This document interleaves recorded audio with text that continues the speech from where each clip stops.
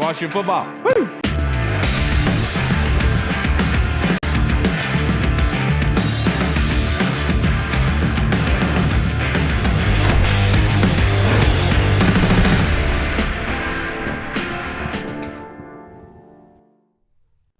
Hello, everybody, and welcome to the Burgundy Zone. I am your host, Kyle.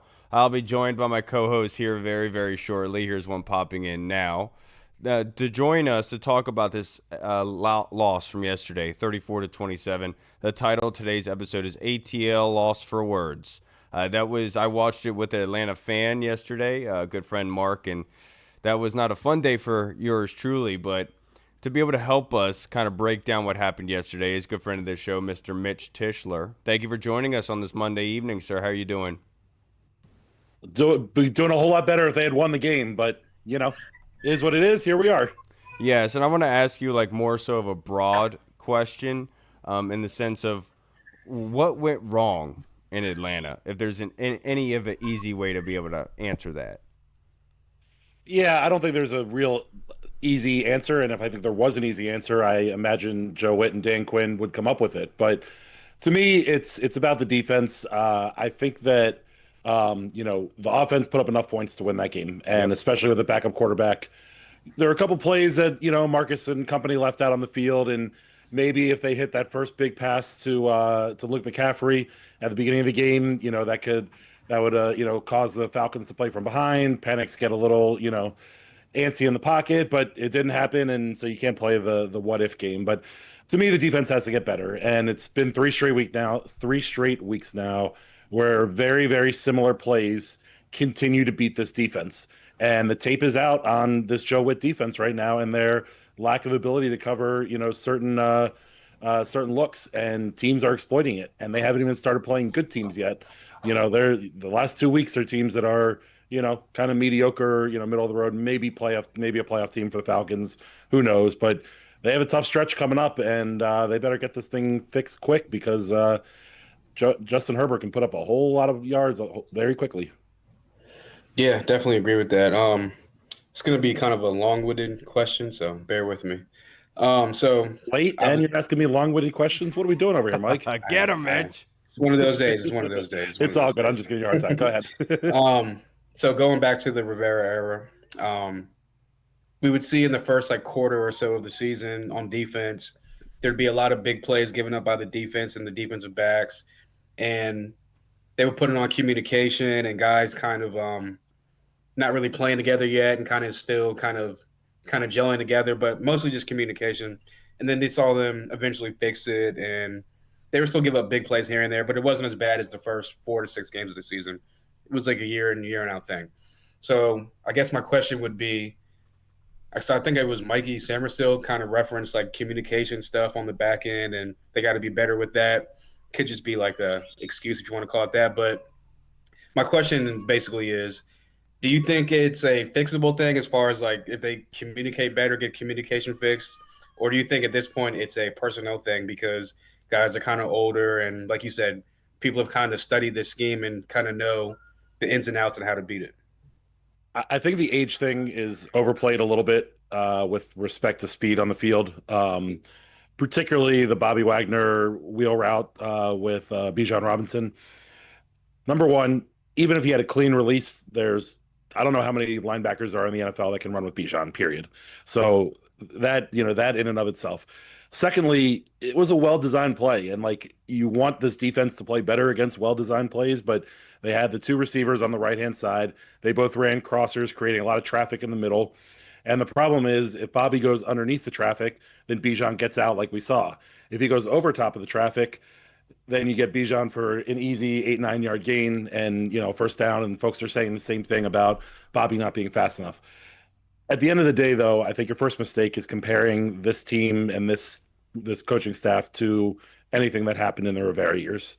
You look at what happened last year, and the defense struggled early, and it got better as the season went on. Now, granted, it fell off a cliff at the end with that game against the Eagles, but a lot of that had to do with turnovers there as well. I think that there are tweaks that need to be made clearly to the defense. I think personnel is not perfect, but I also think the scheme might be I asked Joe Dan Quinn this today about like do they need to simplify the defense a little bit, and I think that it might be a little bit complicated in terms of what's being asked, and not necessarily on the outside corners, but the slot linebackers and safeties.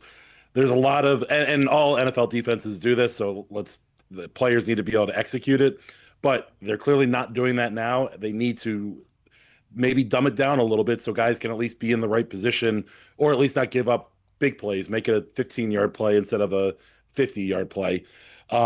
Especially as you get all the motion in the NFL, like many teams do these days. As the guys are motioning across, it changes, who's covering who, what the drops are for the zones and whatnot. And clearly you can see that miscommunication. And it happens both when teams have players in motion, but also when they line up in bunch formations. Yep. Feels like on a pretty regular basis when they line up in those bunch formations, you see the DBs looking all over the place, pointing.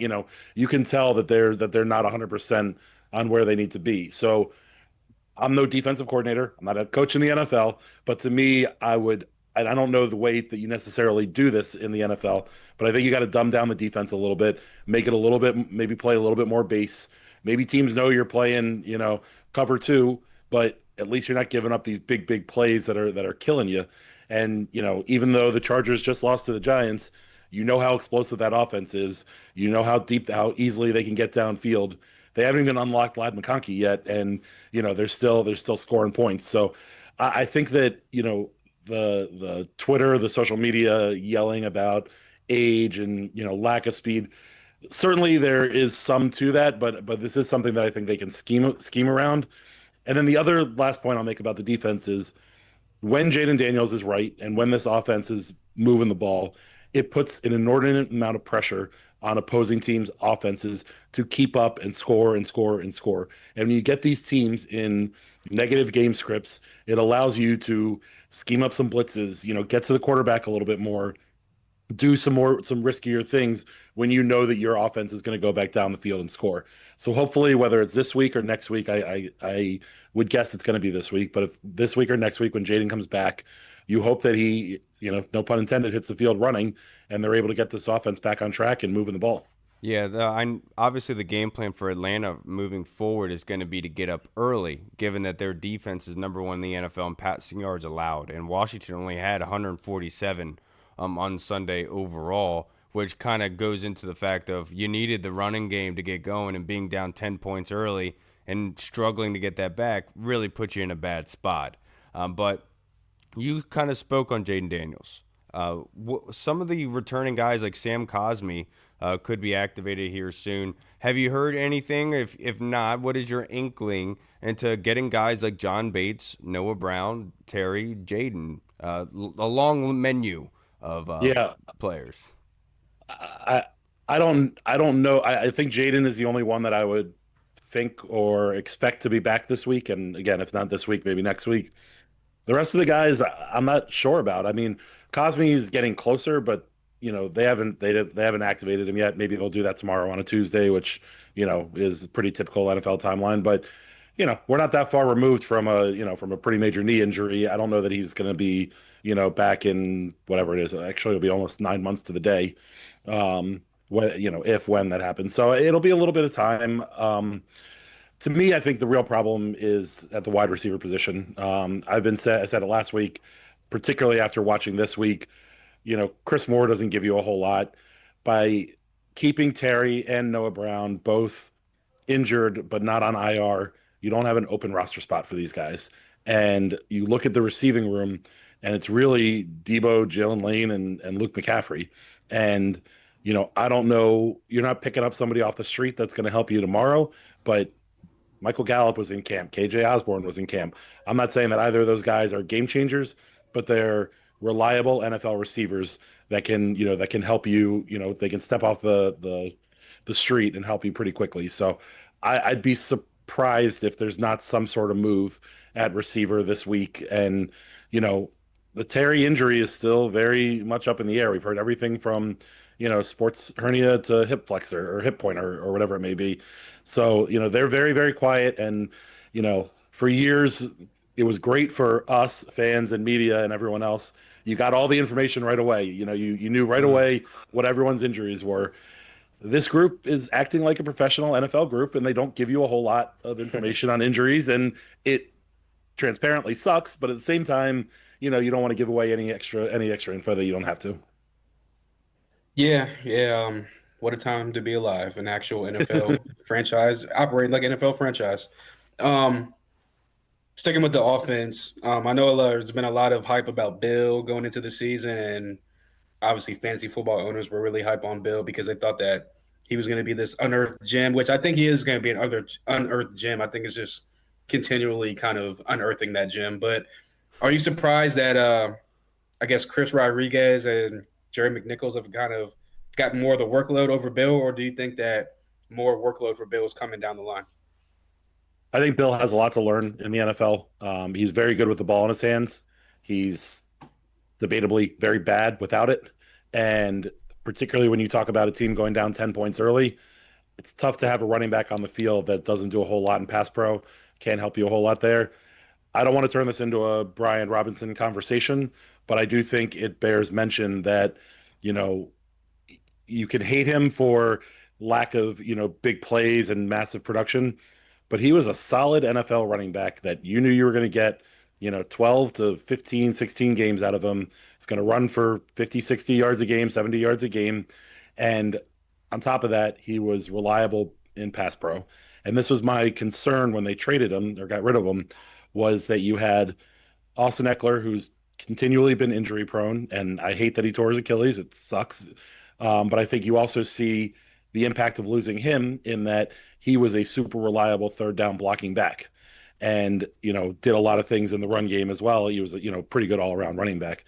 You're looking at a running back room with no proven NFL experience here. And two guys in Chris Rodriguez and Bill who haven't seen the field a whole lot.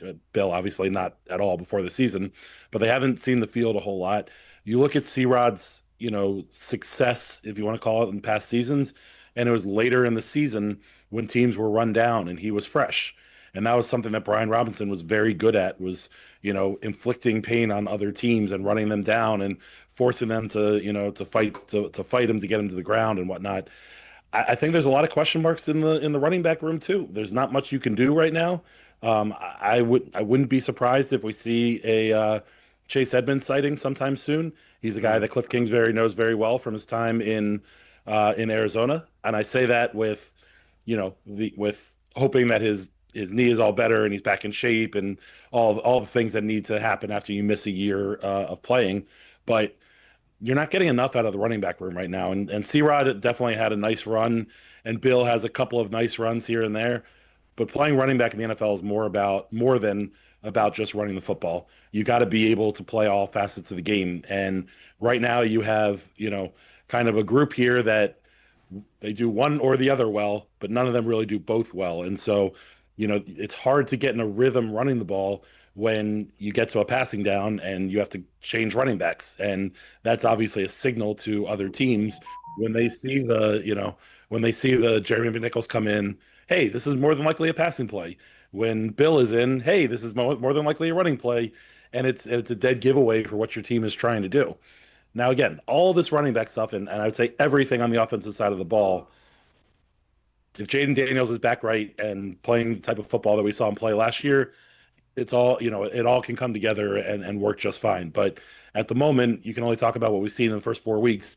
We haven't seen the offense fire on all cylinders with Jaden there. Marcus obviously has done a good job in a couple games, but I think you saw a little bit of where he's limited, certainly against the Falcons. And, this team as a whole needs to get better across the board. Yeah, and it's certainly been like a seesaw effect. 2 games, home games, it seemed almost dominant, especially in the trenches, being able to control the game outright. But the away games, it seems like an utter catastrophe, all the way down, just things not working, being picked apart left and right. And the one sack on Mariota was a missed block from Bill on that one. To your credit, about running back is more than just running the football. It's actually being able to protect your quarterback, especially against some sophisticated blitzes. But to kind of bring some light into this, Mitch, what would you say is the biggest and most able to fix for this football team?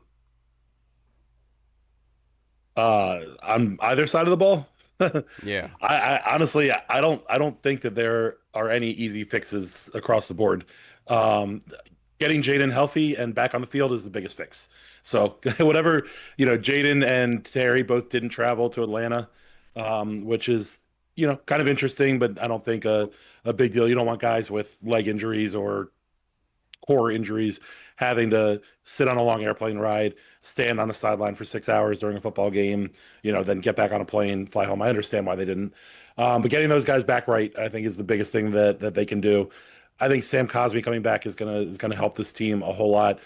The interior play, the first couple weeks, most of the issues were exterior, on the edges for the most part for the Commanders' offensive line. On Sunday, it felt like there were a lot of issues on the inside. Biotish was poor with the snaps, a lot of low snaps. That throws off the timing of plays and everything else that was happening. You saw some kind of miscommunication-y type things between Chris Paul, Biotish, Wiley even. I think, there was some real issues on the inside there. And you throw Chris Paul, you throw Sam Cosmi back in the mix, probably move Wiley over to left guard, and that's the kind of offensive line that I think that will be able to road grade a little bit there. Yeah, no, I didn't think Andrew Wiley had that great of a game this past weekend, unfortunately, watching some of the L-22.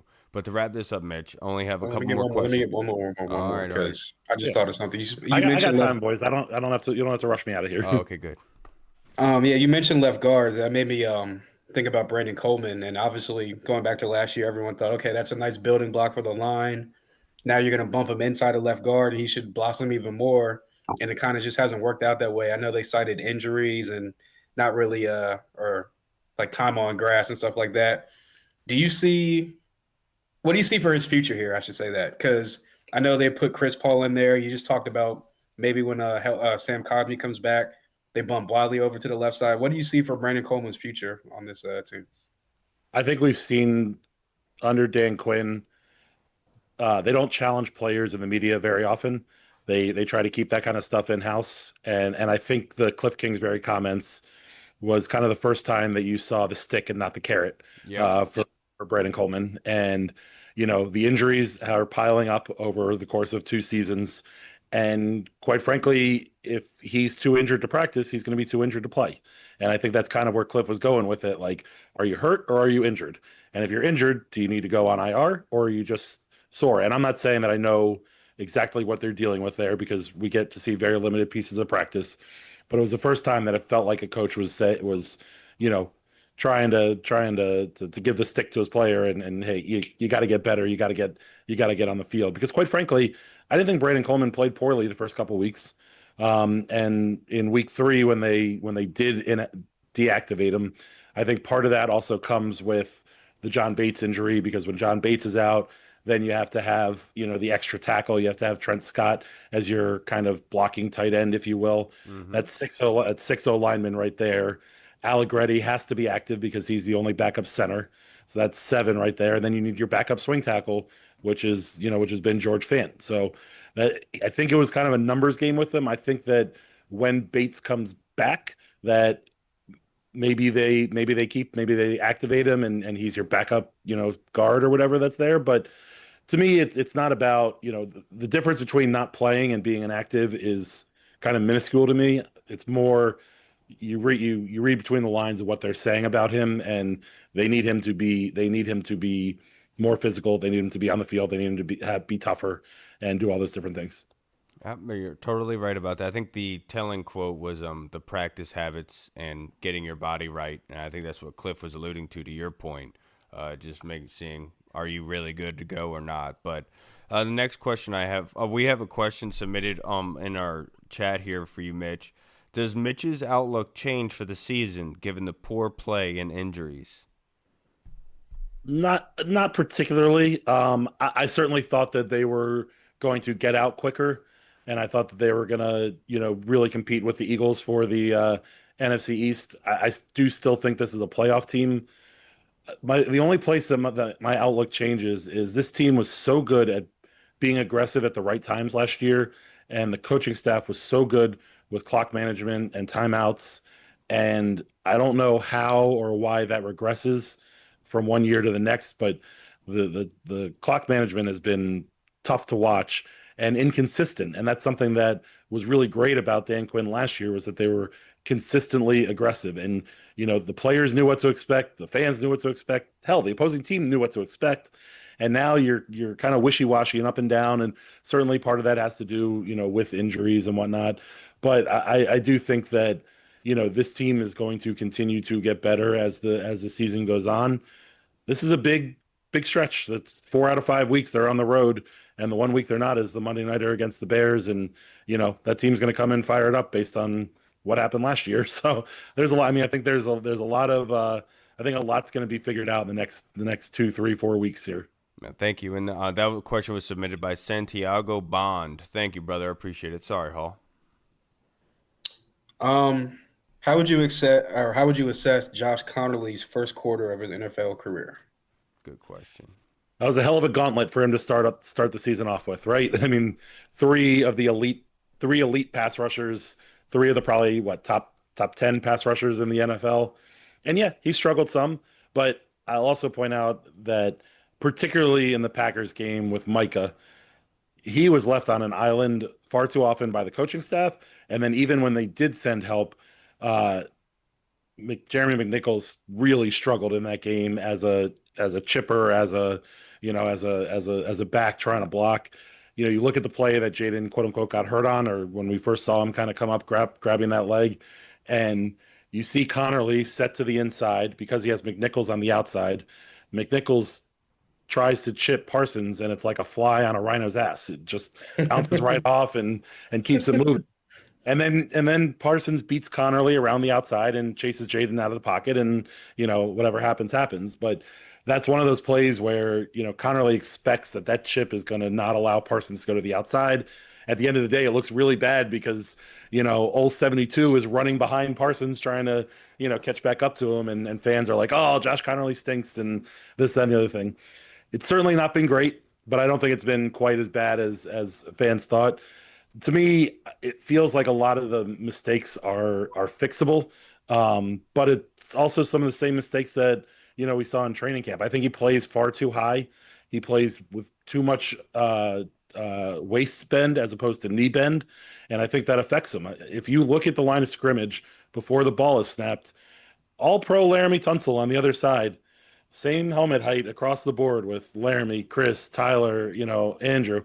And then Connerly is up high there. And, if you start up high, it's hard to get low into an athletic position. And, it's something that maybe he's more comfortable. Kind of, you think about Ashton Genty and the way that he ran the ball. And, at Boise State, he likes to stand up high, and then, he gets into a spot. But at the end of the day, the power isn't quite there for him. And I think because he's playing high, he's not able to utilize his speed and quickness as much as he could. Absolutely, totally agree. Now, to wrap this up, Mitch, only a couple more questions for you. They looks like that we lost Javonte John Baptiste for the season with a torn pec. If not for the season, a huge chunk of it. Yeah. I would imagine it's pretty obvious to say this is going to be the time that we're going to be able to see Preston Smith. What say you? Yeah, I think Preston Smith, Jalen Holmes, Jacob Martin. I think you're going to see a group of guys try and fill that role.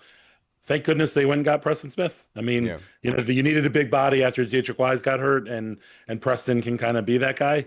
But it's been tough on the defensive side with all those injuries that they're dealing with. I think that Will Harris injury is a bigger injury than folks think, and certainly folks wanted to pick apart individual plays. The Tucker Kraft touchdown against the Packers, a couple others. But overall, he's a really solid player. And between him and Jonathan Jones, those were two guys. Dietrich Wise was in that same group that I talked about preseason, being none of them are going to wow you on the field, but they bring up your overall floor. They bring up the overall, the bottom barrel of how you're going to play because they're the savvy veterans that are there. And those things hurt. And, Jeremy Reeves I love his effort. I love the way that he plays. Is he your prototypical, strong safety? Not exactly. Is there a guy on the field that is going to step in and do that? Maybe Darnell Savage, and the combo of Darnell Savage and Quan Martin can kind of help you out a little bit, though they're kind of similar-ish type players. To me, I think I got totally away from your defensive end question. I don't know exactly how I got there, No, you're but fine. I love it.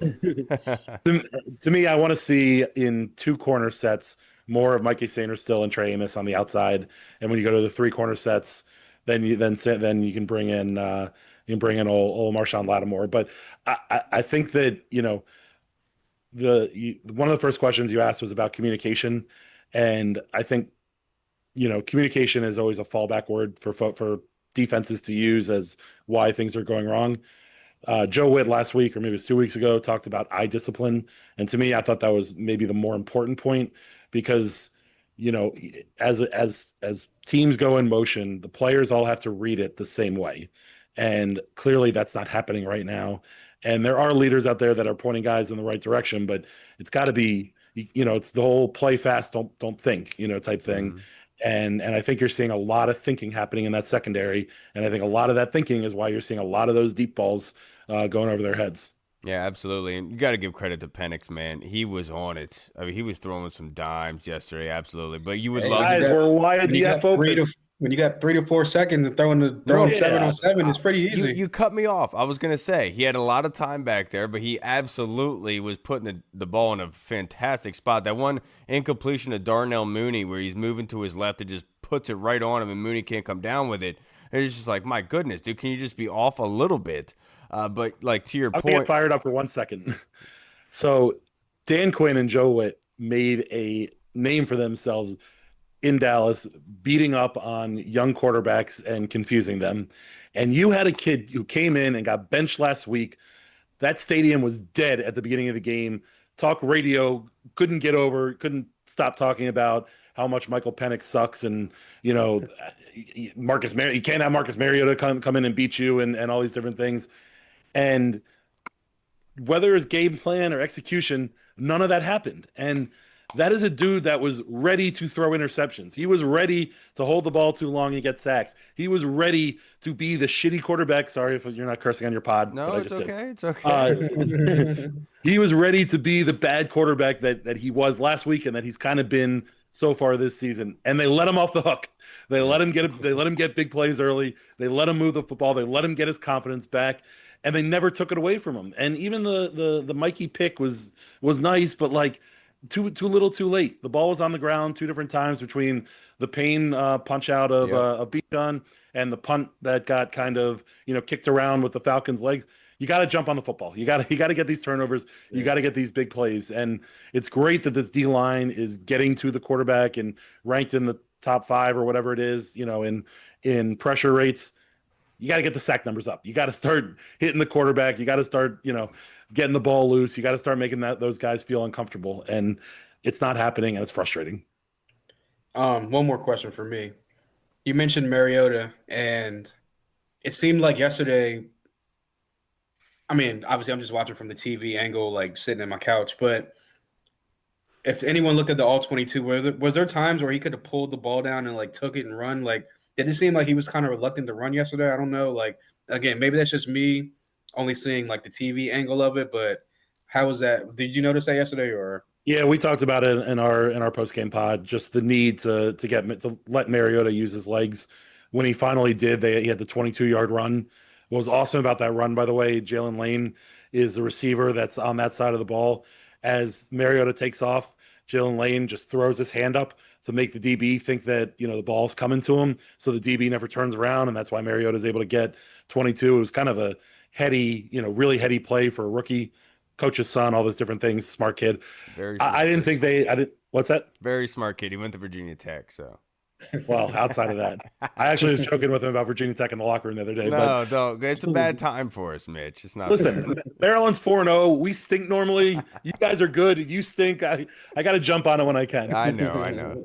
Overall, I didn't think they had Mariota's legs involved in that game nearly enough, particularly early on. He's so good at that read option. He's so good with the ball. And we didn't really – I think they ran one true read option, maybe 2 throughout almost the entire game. And that's – that's just not enough for a guy who who does such a good job with his legs. And, I think you saw a little bit of Marcus's, limitations. You had the deep ball that Luke, if he puts it over top the DB, I think it was the first pass play of the game, if I'm not mistaken. If he puts it over the DB, Luke is still running for a touchdown, and the ball just kind of flutters up there and lands 10 yards short. And then the interception was another one. Ball just kind of fluttered up in the end zone. I mean, but he has done a really good job, particularly as we've looked around the rest of the NFL at some really bad backup QB play. He's done a good job, but there are limitations to what he does, and you look at a couple of those plays and you're like, well, if number 5 is back there, that's probably 2 different touchdowns. So, you can't play that game, but I kind of play that game in my head as I'm watching. No, you're totally right. I know you kind of answered this already, but I would love to hear you go more into detail regarding the DBs, because last pod I brought up the idea of like the dime sort of package against those like heavier sets, or not heavy, lighter sets with more wide receivers. That I would love to be able to see Mikey go back outside with Trey Amos on the outside. And if you have a big need at safety at the moment, why wouldn't you place Marshawn Lattimore out there and have Noah Igbenogany come back into the slot? Because right now, like, we can go back to last season. Those first, 2 games, Mikey was very poor inside, and teams were running right at him, and he was not able to get in the run game to help. When they moved him to the outside, the defense just changed from there on out. Very opportunistic. They were doing a good job of getting off the field. It's almost reminiscent of that.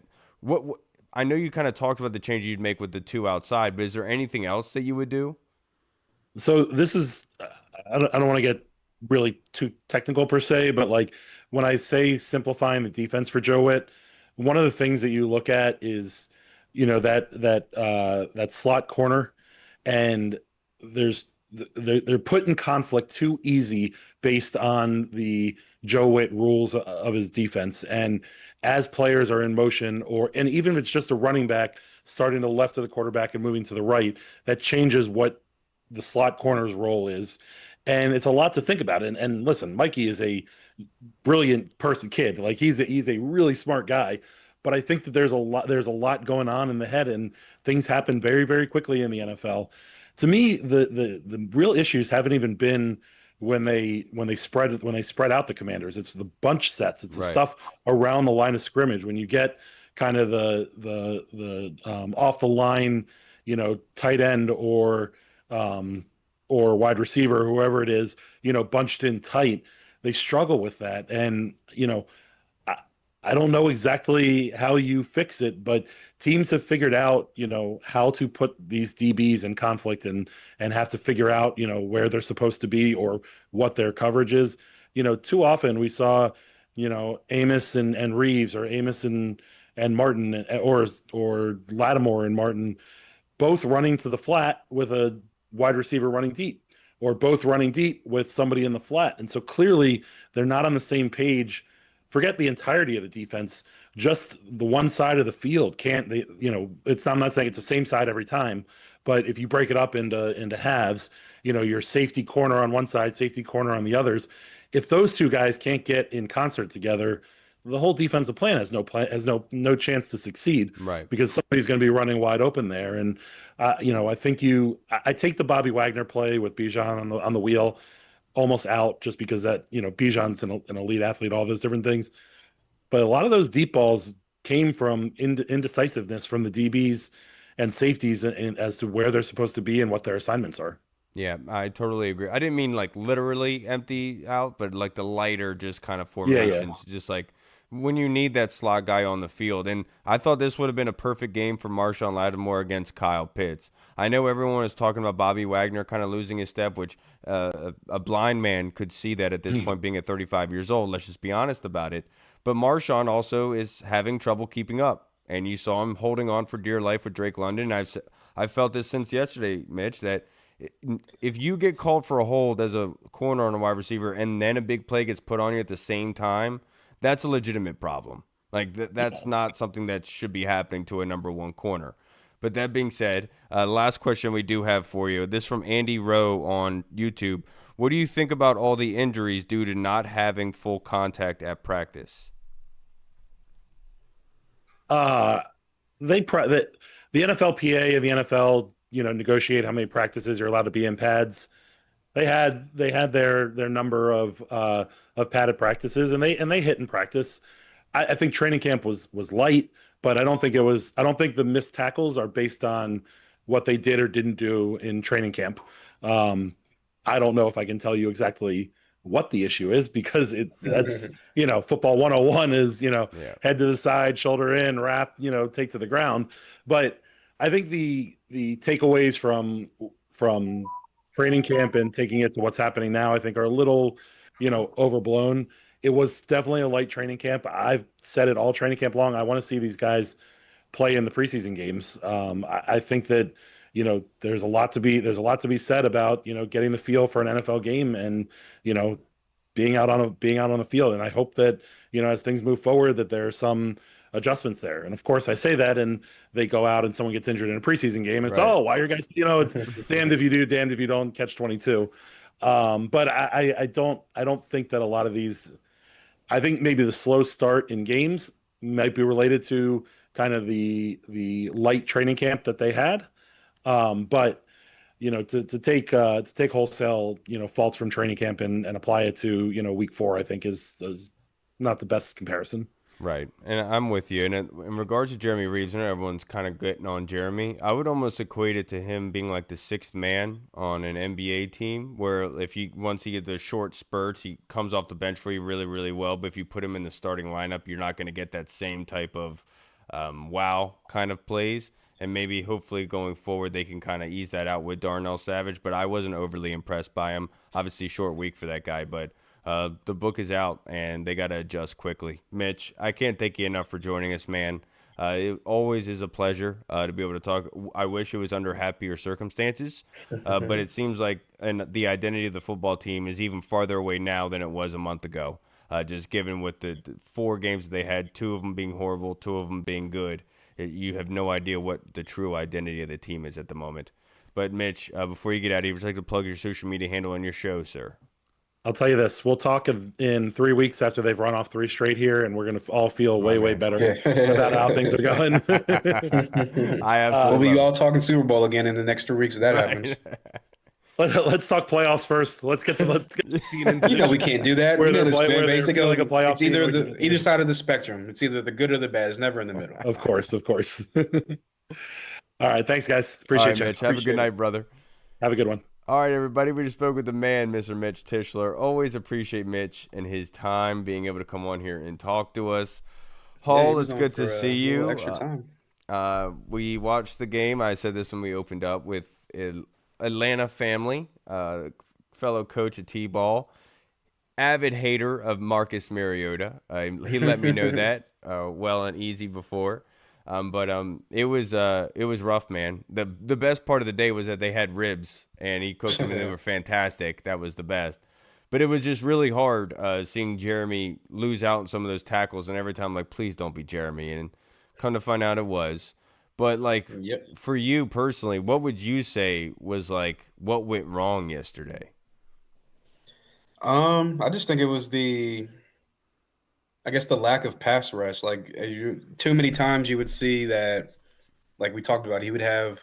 I think there was a stat out there, like some like next gen like type of stat where if Michael Penix holds the ball for more than 2.5 seconds, his passer rating and completion percentage and whatever else, yards per throw, air yards, all that is like bottom of the barrel type of like number. So obviously you would be like, okay, let's get after him. Let's hold our coverage and make him hold the ball a little bit, make him think a little bit more in the pocket, get a couple coverage sacks here and there. But yeah, for me it was just after explaining all that, it was the lack of pass rush and just how much time he would have in the pocket on multiple occasions where it just looked like he was just dropping back, playing 7-on-7 and just throwing darts to wide open guys. So that was, especially on times when it was 2nd and long, 3rd and long, when it's like these are known pass down situations and you still can't get after the passer.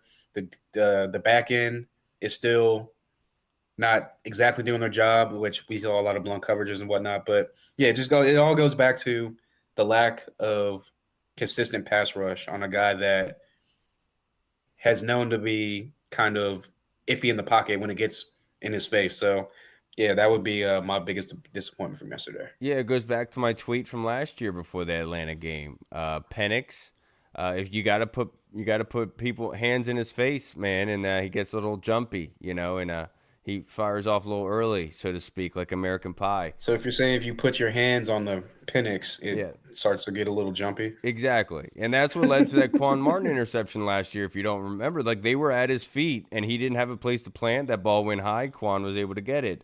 But let's get this question, because the Colonel's question is similar to this, and I'll answer it first because you basically just gave your point of view. His question was, after the Packers loss, I let it slide. Short week to prepare, an away game, and they fell flat. However, yesterday's loss needs more answers. Are we too depleted by injuries? Is there disarray in our defensive secondary? Impressions? I'll be honest with you. I have a conspiracy theory about this, and I talked to you about it, Colonel. I know that, and I know you didn't take it at face value, and you shouldn't, because I'm just a regular douche. Like, you shouldn't really. I'm no professional, and no professional is going to say this, but I wholeheartedly think this is the truth. Is that Atlanta did not game plan for Carolina, and Carolina had something new for them, and it completely stonewalled them. They thought they were going to be able to walk over Carolina and not have the game plan, and they spent 2 weeks game planning for us. With that being said, if you go back and watch the game, literally every defensive formation, they knew exactly what was coming, and they had to play for it. They had every time we're in man, they're running that mesh concept, just like everyone's talking about that Bijan Robinson wheel route. That's a pick route.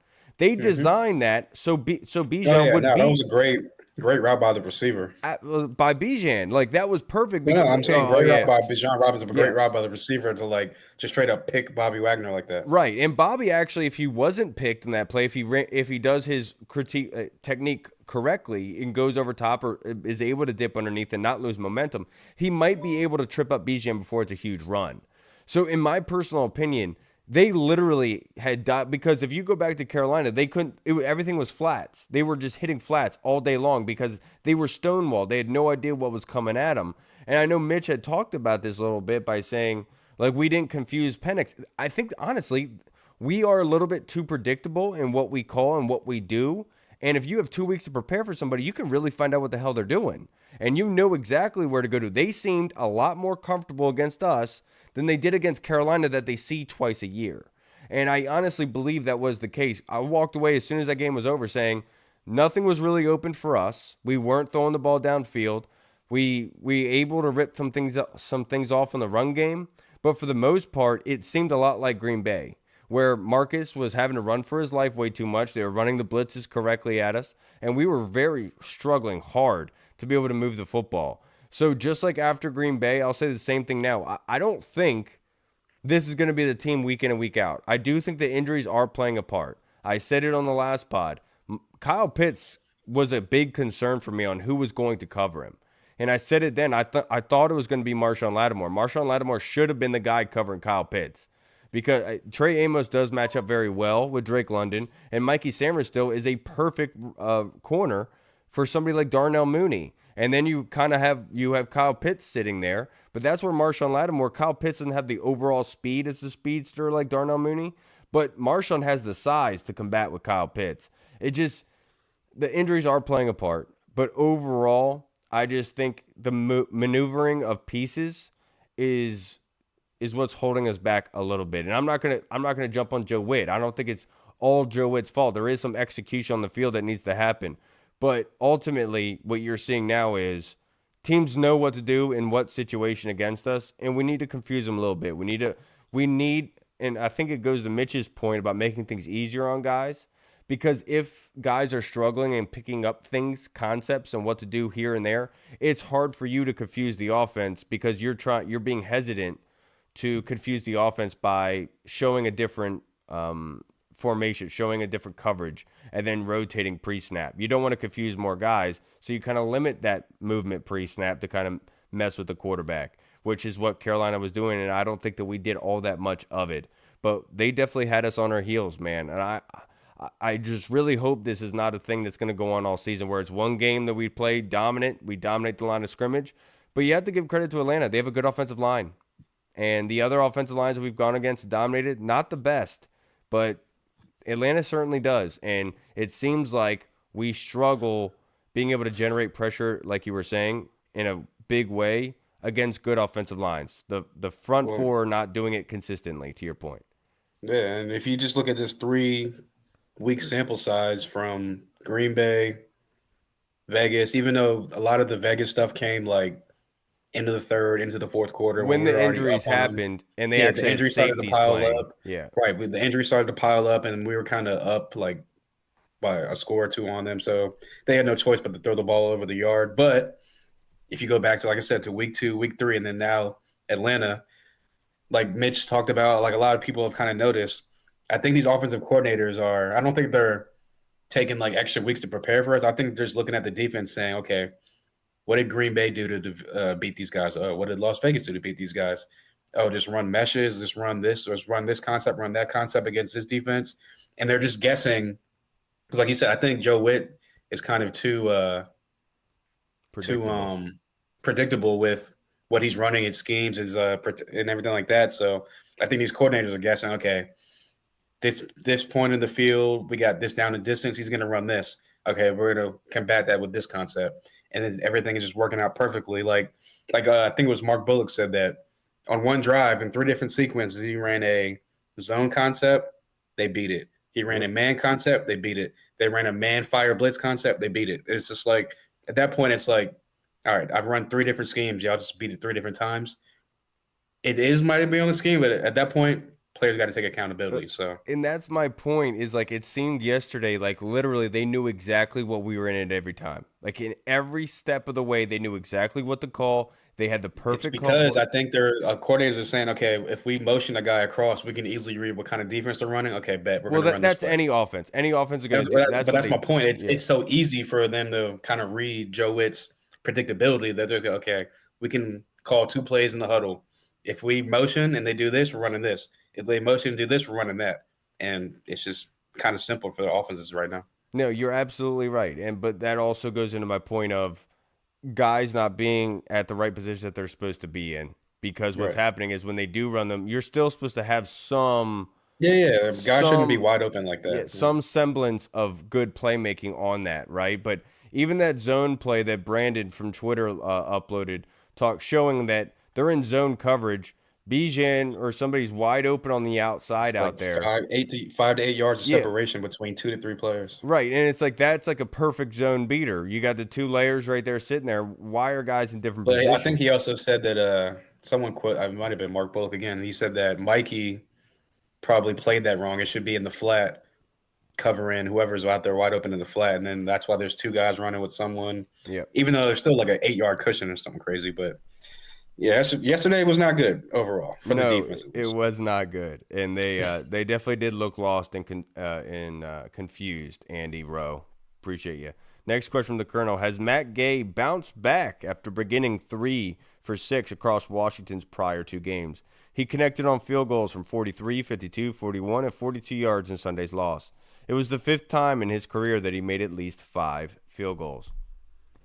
Yeah, pick I him up want in to say, fantasy, baby. Pick him up in fantasy, Colonel. You yeah, should have I played him want to in say, full. yeah, yeah, I want to say, yeah, because kicking obviously is like one of the most like confidence dependent positions in the NFL, where if you're confident and you're kicking, like more than likely you're gonna make more than you miss. But if you're kind of going through that stretch like Matt Gay, 3 for 6, you got probably fans like yelling at you from the stands. I know at one point in the Green Bay game, it showed him look like he was crying on the sideline, like something like that. So Mm-hmm. for him to get his confidence back in this game, go 4 for 4, 5 for 5, whatever it was, I want to say, yes, but at the same time, this whole entire team is up and down, up and down, up and down. So like I got to see one more week of him on the uptick before I say yes. And you got to think about the kind of thick skin that Matt Gay has with that last name. Being a kid, teenager, you know that he was crapped on, He couldn't and grow up that in the DMV. He would dude, definitely would have made it to the NFL. dude, and he's crying on. That's how you. That's a dude with a tough, thick skin. You know that because of what he went through as a kid, and you got him crying on the sideline. He cares immensely. He's going through a lot.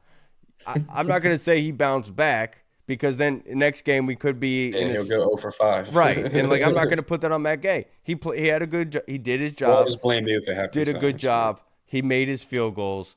It's just as an overall team, we're just not playing. We were not playing complementary football. You Overall, know how bad, you know how down bad we are kicker wise that we're like, he did his job. Yeah, good I job. know. Yeah, you know what I'm Well, saying? Like, don't crap on the Colonel's question. It's a good one. He's thinking no, outside no, the box. I'm not saying like his question. I'm just saying like as a fan I base, we're know. like, he went out there, he made his kicks, he did his job. Like, hell yeah. Right. No, you're absolutely right. You're absolutely right. But in regards to Mac, I'm not gonna say he bounced back, but I'm glad that he did do a good job.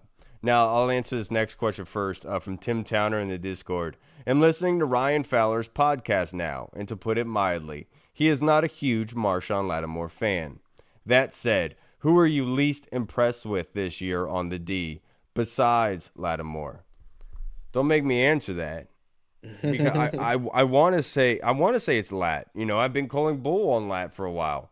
And what was transpiring. Look, if you play with a certain, I obviously as a football player, you want a player with some attitude, with some arrogance, with some that plays like a bad MFer, like Dan Quinn likes to say, right? Well, you better back it up with your play as well. It can't be only after the snap. That's when it causes issues, and you get penalties like he did on Green Bay. Control your emotions. Take it inside the snap. That happened today at practice.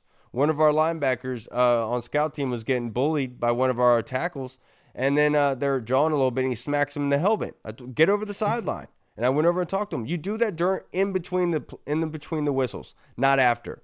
We're not going to get a flag for that because you're pissed off. Control your emotions and do it during the snap. Football is the greatest sport in the world where you can get away with stuff that you would get tossed in jail for in between the whistles. You could get that done. You can do that stuff, but you have to keep it in between the whistles. And somebody like Marshawn Lattimore, I was expecting a lot more, and I have a lot of respect for what he's done in his career.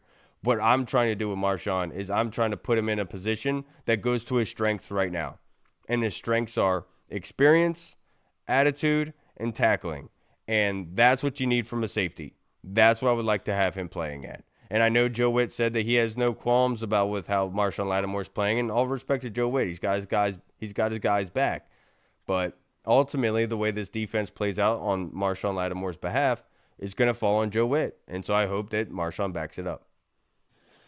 Yeah, I could easily say Marshawn Lattimore, just like a 95% of the fan base would probably say Marshawn Lattimore just because Frankie. of You're going to say Frankie, aren't you? just because of like going back to last year. Obviously, he was injured when he got here. All the bad play that he put on tape. He's lost at the his end of step, last dude. year. He's lost his step. No, 100%. And I think that a lot of people bought into what they were selling as far as like, oh, he's healthy now. He's looked great in camp. And then I know a lot of people were like, well, look at the wide receivers he's going against in camp. There's no Terry, there's no Noah. And I get that part of it. But my whole mindset was, while that may be true, you can still play with great technique. You can still play with great leverage. You can still show you have that bounce back in your step again. Play with that confidence that we all know he had in New Orleans when he was the top 5 corner. So I say, okay. You got to win some reps. You know what I'm saying? And exactly. I was like, okay, I think that if they're selling that to me, I'm going to believe them because of their track record and because of I know the corner that he was in New Orleans. And if he was 75 to 80% of that guy, we got ourselves a good player on our hands. As of right now, he's looking like 55 to 60% or less of that guy in New Orleans. And like you say, he's getting beat left and right. But to answer the question, I'm going to have to go with Frankie Louvu. That guy was all over the field last year. He had a sack He on was Sunday. No. He definitely played better this week, but compared to the first 3 weeks, yes. But overall, for the first quarter of the season, Frankie was a guy that was flashing left and right last year. He was the kind of the spark plug for this defense, making plays left and right. And outside of yesterday, it just really hasn't really been there. I know Joe Witt talked about defenses are playing him more as far as like a big linebacker, putting bigger bodies on him, creating more confusion and cluster for him to get to the ball. But again, if you're that Pro Bowler, All Pro type of guy that we think you are, you got to be able to fight through that and get to the ball, which he did a little bit yesterday. So hopefully that continues over the next couple of weeks. Yes, and Red Wing says on YouTube, you can knock the DB play all you want, and it wasn't good. But the pass rush needs to get home. Penix had all day back there. Yeah. Look, I agree with you. And this was my point all off season in saying that we needed to get another pass rusher in here because of that. But the other caveat is, do you really need that all-star pass rusher to be able to generate pressure? Because ultimately, there's a thing called coverage sacks where you're doing such good coverage in the back end, like we saw against New York, where you're kind of forcing the quarterback to run into sacks. And that's when the complementary football comes into play. Pass rush wasn't getting home. Coverage was getting blown wide open all day long. So it was easy decisions. Everything was open. It was just a catastrophe from a defensive standpoint, to be perfectly honest with you. Mitch said it very well. If you score 27 points with your backup quarterback with 2 injuries at wide receiver, injury at tight end, injury at running back, injury at right guard, you should be able to win that football game. But the defense is letting up a massive amount of points. And the number one stat I will go to is the red zone. Atlanta was 4 of 6 in the red zone. This defense is built on bend but don't break. And they definitely broke yesterday multiple times. And one of those was on Jeremy. Jeremy should have wrapped up Bijan. Although I have Bijan in fantasy, I did not like that. I did not like that. Wrap him up, dude. What are you doing going at him with just your shoulder? It's not how we play defense. Now, the next question is from Deluxe in the Discord. What was the bigger issue on defense, tackling and execution or scheme? I feel like we've gone through this so much already. I know. I'd probably say that, honestly, it's probably a 50-50 thing. Like, I want to say one or the other, but the scheme obviously had its faults yesterday where guys are running like free and guys are running wide open. Like Mitch talked about, guys seem like they're thinking more than actually playing fast. But at the same time, guys aren't executing. Like, yeah, I mean, I think it's just 50-50. I don't think it's either or. I think it was like the scheme is making guys think too much, and then that's causing them not to execute. What in the wise words of Unc? Both. Both of them. Both of them. That's exactly. It's all of the above. And I'm not going to harp on Joe Witt because if the guys are doing what they're supposed to be doing, if they're getting after the quarterback, forcing these kind of throws, then yeah, we're not looking at Joe Witt the way that we are.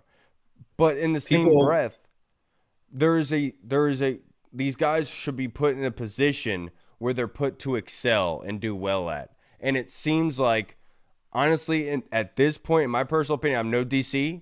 Just because I coach middle school football does not make me an expert. I'm not in any capacity. But all I'm saying is I am very much intrigued in the idea of Mikey moving back outside because Mikey has the speed. He has the energy to keep up with these wide receivers. And it seems like at this point, I'm not entirely sure Marshawn does. And what he brings is his experience. And that experience could really help you against some really good tight ends. And he wouldn't lose a step. Now, I think part of the problem is that people were looking at Joe Witt and Dan Quinn and their defense back in Dallas a couple years ago and how they had so many turnovers and they were scoring defensive touchdowns and constantly pressuring the quarterback. And it helps having Micah. People got to realize we don't have a Michael Parsons. Hell, we don't even really have a Tank Lawrence on our team right now. So the pass rush is not really like there to an extent. The back end, and the people got to realize that that if you really go look at those defenses and those numbers, they were giving up hella yards. But the problem was, the good thing for the defense was, Dak and that offense were putting up points, giving them leads. That means Micah can pin his ears back and go hunt. Right. And that means Trayvon Diggs and Deron Bland, they're guess or go corners. They're either going to guess right or the receivers are going to go deep on them, and they're going to get going. So they were guessing right because of the pass rush and their team having a lead already, so they can play a little bit more looser, more freer, and take more chances. Right now, we don't have that elite Michael Parsons pass rusher. So we don't have guys that can take chances. We're not building a lead on offense enough to let the DBs take more chances, play a little more freely. So, like you said, it all goes hand in hand. But we're not the Dallas defense with Micah and like guys in the back end that can make those type of plays like play in and play out. So that's And what it comes down to. that out and up that Drake London put on Yeah, Marshawn that was. Lattimore, that just screamed D Hall over again, all And over again. you know what's bad about this is like going into this matchup, you would think that okay, like Marshawn Lattimore is gonna have a problem with like the fast, like speedy, kind of shifty type of receivers because getting up there in age, the injuries, whatever it may be. A guy like Drake London, the AJ Browns of the world, you should be able to match up with them and hold your own for the most part. When you're getting double moved by a guy like Drake London, who is good, he's not that top end fast type of receiver. He's the more of the physical downfield 50-50 guy. That slant that he put on Trey Amos, though, that No, was no, no. That's what I'm quick. saying. He's definitely his route tree has gotten way better since he came out of Yeah. college, And and he's Trey's gotten a no little bit more. slouch. No, by no, any he's stretch. definitely not soft. But I'm saying like his body type is what I got you. plays to Marshawn Lynch's like type of like style Marshawn of Lattimore, yeah. football or Lattimore. I bet I said Marshawn Lynch. Lattimore's type of style of play, and he's still getting cooked by him. That's when I was like, yeah, we might have a problem with Lattimore. Yeah, and look, I'm not trying to pick on anybody, but some have been screaming out for the past 2 weeks. Everyone's complaining about Mikey and his play. That's because Mikey's not supposed to be slot. He played 1 year at slot at college. He played wide receiver before that. He is not married really to slot. Played DB like for like 1.5 years. Exactly. He was playing wide receiver before that. And he performed best outside. He went through the ringer with Jamar Chase. Jamar Chase does it to everybody. After that, he was a legit problem out there outside, and we moved him back inside because Adam Peters' boy got healthy, and the defense is suffering for it. Now, the next question, or last question we have, this one is from Tim Towner. Mariota apologized after the game for his play. Did he really play that badly? Stats say third down conversions were a key. Does all that fall on him? I'm not gonna say all of it falls on him. 1 for 8 on third downs is definitely not anywhere near ideal. That's like actually pretty horrible. But I mean, you could probably nitpick a third down here and there where he could have made a better throw or could have made a better read or made a better decision on second and whatever, maybe get the third and short. But Mariota and that offense were not the problem yesterday. Like, I know he apologized. That's what team leaders do. That's what captains do. That's what the quarterback of your team does. But if anyone is looking at him like, oh, thanks, Marcus, I appreciate that, man. Like, no, go look in the mirror because if you're on the defensive side of the ball, that loss yesterday was probably on you. So I would give him that wasn't his best game. It wasn't like out of the 4 or 5 games he played for us. That definitely may have been like his worst of the games that he's played, but he did more than enough for us on offense yesterday. Put us in more than enough positions to score points yesterday for this team to win the game, and the defense kind of let him down. Yeah, like of course he had bad plays, but it's not all on him. He made enough plays to help us try to contend for the football game. And he's not calling plays up in the booth. It's not his fault. I'm glad that he did apologize, like you said. He's a good leader in that sense. But he is limited by what he can and cannot do. And we have to be honest about that. Going against the first overall defense in the league in passing yards, and we only threw for 147. A lot of people say, well, that's Marcus. Like, give credit to Atlanta. They're a good defense, especially against the pass. Even Jaden didn't really light it up against him last year either in that Sunday night football game. Exactly. He just did enough. Yeah, but they want to harp on Terry McLaurin for that. But regardless, not to get sidetracked, that's what Marcus is. Marcus is not going to be the Pat Mahomes type. He's going to be able to facilitate, manage, and be able to get you down the field and help you score points in a good, knowledgeable way. But the interception, he had the in route open underneath for the first down. Didn't take it, went over the top. We paid the price. Even the interception, like, I think it was a little bit late, and he threw it inside instead of, like, outside is over his shoulder. If he throws it outside towards the sideline, on the all 22, kind of run under it. On the all 22, and he put too much air under that it. That in route was open. That in route. No, 100%. I'm just saying, like, if he makes a better throw, puts it on his outside shoulder instead of kind of throwing it kind of back inside towards the safety running to the ball, it might end up being an incompletion, but it's probably not an interception. But, yes, there was definitely – I think Zach Ertz and Luke McCaffrey underneath were kind of like wide open. Yeah. Or NFL wide open, I should say.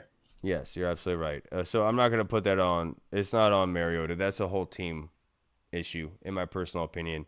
And going against the first overall team in passing yards on defense, you don't want to go down 10-0. Now you're in a really bad situation. And the And that's when energy they the energy is a legitimate thing to start these games. They came out with energy against the Raiders. They came out with energy against the Giants early on. You didn't get that feeling against the Packers and against the Falcons. And it's unfortunate, but you got to find a way to get it done. And it to your point, I think I was listening to JP today, and he was like saying that pregame he was down on the field and he was like talking to one of like the staffers, one of the people on the staff, and he was kind of like even telling him like this was like 30, 45 minutes before kickoff. He's like, it's kind of lifeless in here. Like there's not a lot of energy going on. And even Big Mitch was like, yeah, it was kind of dead on both sides of the ball. Like Atlanta team wasn't really that fired up. The Atlanta home crowd wasn't that fired up.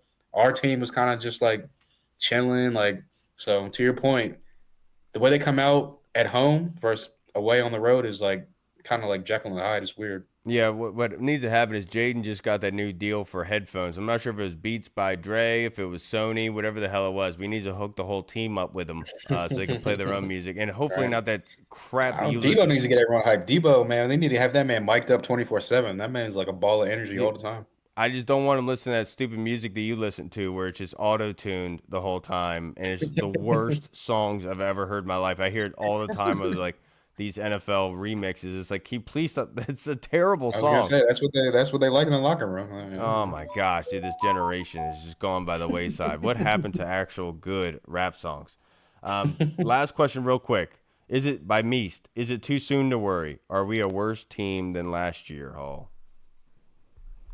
It's kind of hard to say that because of the yeah, I mean, injuries. it's the first quarter of the season. Like, I think that we're gonna find out a lot about this team this next quarter of the season, the next 4 games of the season. But I will say that if anyone expected them to be 12 wins again, march right back to the conference championship game, it's not like a year to year type of like, oh, we're gonna keep building and building and building. Each year is its own type of year. Each season is its own type of season. But they're better on paper. And even though they got a bunch of injuries, I think a lot of people thought this was like a 9-10 win playoff team. And once you get into the playoffs, anything can happen. All that's still in sight. We're talking about this team like they're 0-4, 1-3. They're 2-2. So like if you would have said that Jaden misses 2 games through the first 4 games of the season, and the offense is going to be 8th in points in the league, you'd probably be like, oh, okay, we're doing good then. It's just the defense is kind of giving you a little bit more to be inspired by, but at the same time, they're 2-2. It's the first quarter of the season. Hopefully, changes can be made on the defensive side of the ball. We're getting Superman back. Let's see how the next couple game stretch goes. It's going to go back to a lot like what last year was, Meast, where we realized that we have to dedicate 5 to 6 rushers to simulate pressure. And they didn't want to acknowledge that last season, but it's a legitimate thing. When you do that and you come in with the aggressive mindset to say, we're going to send more than you can block, do something about it, get the ball out of your hands, you come with that aggressive mindset, things are going to change. Should you be worried? I mean, what is there to be worried about? Like, this is the NFL. This is what we live for. We're seeing competitive football. Yes, you'd love to be able to win these football games. There's no reason to worry. Do you know what? Like, this isn't the Ravens situation where this was like a Super Bowl aspiring team. Now it's literally falling apart, bursting at the seams. And you're like, what the heck is going on here? There's no reason to worry. They'll fix it. We have the right staff to be able to fix it. But this goes back to what I was saying about the Terry McLaurin saga. You don't want to screw around and have this thing played out and cost yourself football games early because you could miss out on the playoffs because of it. The Bengals know about that. Other teams know about it. And I'm not going to go more into depth into it, but all I'm saying is this is why you don't screw around with it. Just get it done. Just get it done. And I know people wanted to plant their flag and things like that, but you see this is why. This is why, in my personal opinion. All right, everybody, that's going to wrap us up for this episode. If you made it this far, you're a frickin' champion. I appreciate you guys. Just to highlight a little bit more, no reason to worry. To be honest, dude, the injuries are a legitimate thing, but there's other teams like the 49ers who have won with backups everywhere. And you have to say, okay, why aren't we being able to do that? And it Ron Rivera. Huh? What What'd you say? What? You say Ron Rivera? Yeah. Oh. Regardless, just we need to get it done, man. All right, and I'm sure that they will, and they'll get the ships right. You know what I mean? All right, everybody, made this far. You're freaking champion. I appreciate you all. My kids are gonna be home soon, so love you guys. You made it this far. I owe you a lot. Thank you to everyone who contributed today. Thank you to Santiago. Thank you to Deluxe. Thank you to Andy Rowe. Thank you to Tim Towner, Meast. Shout out to our boy Tony Shivers. Very sad news. His wife was diagnosed with ovarian cancer 3 years ago, and she was told that she was only going to have a year to live. And she ended up battling it, kicking its butt for a little while. For 3 years, she battled with this, but she passed away last week. And I know it's hard on Tony. And Tony, we love you, man. Huge fan of us. We're a huge fan of you. We're able to hang out with you, call you a friend and a brother. And I love you, brother. Stay strong if you can. Praying for y'all, definitely. Give some praise for Tony and his family. All right, guys. We love you. We'll see you next time. Washington football. Woo! Peace. What's up, everyone? This is Kyle from the Burgundy Zone. We are releasing our own merch to support the show. If you want to rock the Burgundy Zone logo or you want to see Reed's face on your shirt, we got it. We're starting with t-shirts, hoodies, and zip-up. So if you're a fan of the show, make sure you snag one before they are gone. Check out the link in our bio on Instagram, or you can find the link in the description.